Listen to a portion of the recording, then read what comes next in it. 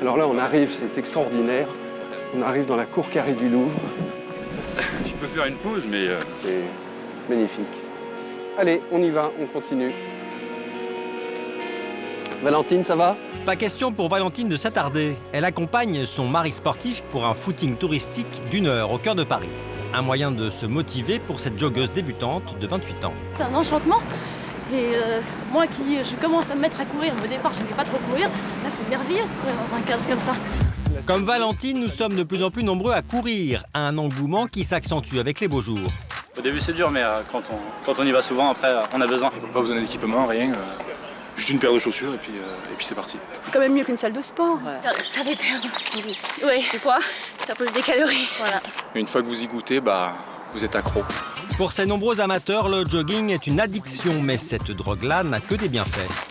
Le jogging, oui, c'est vraiment, à mon avis, un excellent médicament du corps pour des raisons cardiovasculaires, pour des raisons de cholestérol, de graisse dans le sang, pour des raisons de lutte contre l'arthrose, pour des raisons de bienfaits psychologiques. Ces bénéfices sont accessibles à tous et en quelques semaines de pratique seulement. Le jogging, un sport miracle, encore faut-il connaître les quelques règles indispensables pour bien commencer. À 35 ans, Fanny est maman de jumeaux de 18 mois. Entre ses enfants et son travail, il reste peu de temps à Fanny pour s'occuper d'elle. Sa résolution, après avoir déposé ses enfants à la crèche, elle a décidé de se remettre au sport. Eh ben, la motivation, c'est quand même encore 2 voire 3 bons kilos à perdre de ma grossesse. Donc voilà, puis là ça fait 18 mois qu'ils sont nés, donc maintenant j'ai plus d'excuses. Pour retrouver la forme et sa ligne, Fanny a choisi le jogging. Pas facile de s'y mettre seule, elle a donc fait appel à Julie Ferrez, coach sportif et bien-être. Comment ça va? Ça va super, très bien. Pas trop stressé? Motivée? Non, du tout Motivé, motivée. j'espère. Bon, alors déjà le petit point sur la tenue. Ouais. Pour le jogging, c'est plutôt pas mal. Les chaussures sont adaptées parce qu'elles ont des amortis, c'est important. Hein. Surtout pas de chaussures plates. Quand vous allez courir et quand on a une petite foulée, on va mettre en tout premier le talon en appui. Donc c'est ce qui, la semelle, elle va vraiment amortir les chocs au niveau du dos.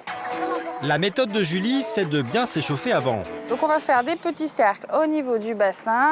On pense à descendre les omoplates, à rentrer le nombril, à serrer un petit peu au niveau du périnée. On utilise beaucoup les épaules et c'est important de les détendre. Ça craque aussi un peu? Un petit peu aussi, oui. Ça Bon. craque de partout. Julie équipe Fanny d'un appareil pour mesurer la fréquence cardiaque. C'est sur sa montre qu'elle verra si le cœur de Fanny peut supporter un premier footing de 20 minutes. Donc, 1, 2, 3. 1, 2, 3, 4. Très bien. On relâche les épaules.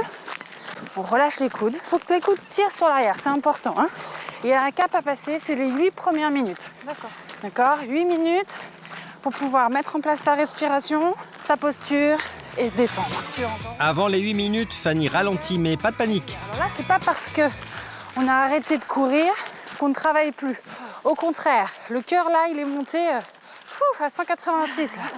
Là, il s'est envolé, Fanny, le cœur.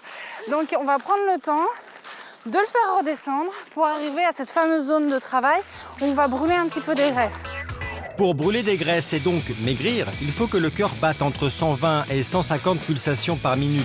Au-dessus, on travaille son endurance, il ne faut jamais dépasser les 180. Pour bénéficier de tous les bienfaits du jogging, il faut donc courir tranquillement et apprendre à gérer son rythme cardiaque. Après 20 minutes de course et de marche, Fanny est épuisée.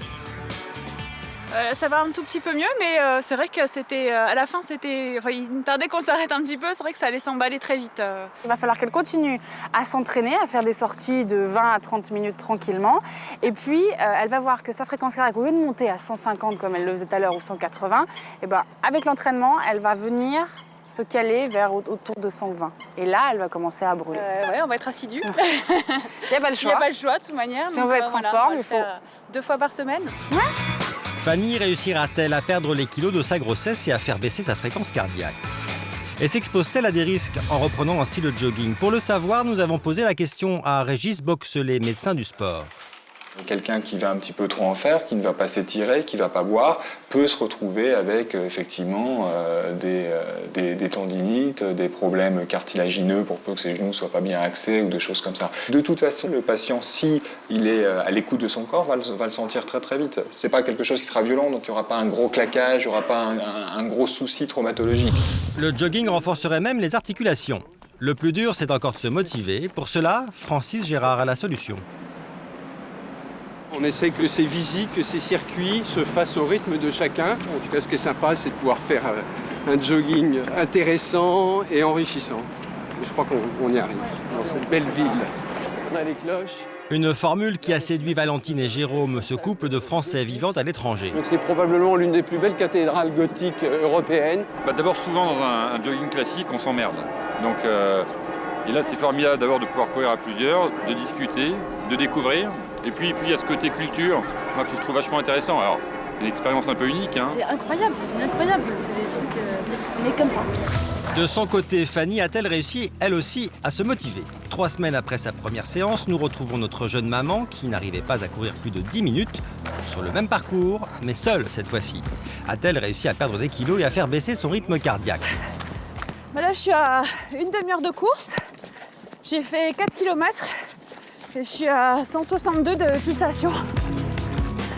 En seulement 3 semaines, Fanny court déjà plus longtemps, plus vite, tout en ayant fait baisser sa fréquence cardiaque.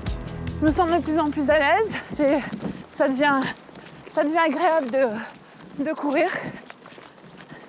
Je commence à y prendre goût et à vouloir y revenir. Alors au niveau du poids, j'ai perdu presque 2 kilos sans avoir un régime alimentaire particulier, donc juste en courant 3 fois par semaine. Avec tous ces conseils, vous n'avez plus d'excuses pour ne pas vous y mettre.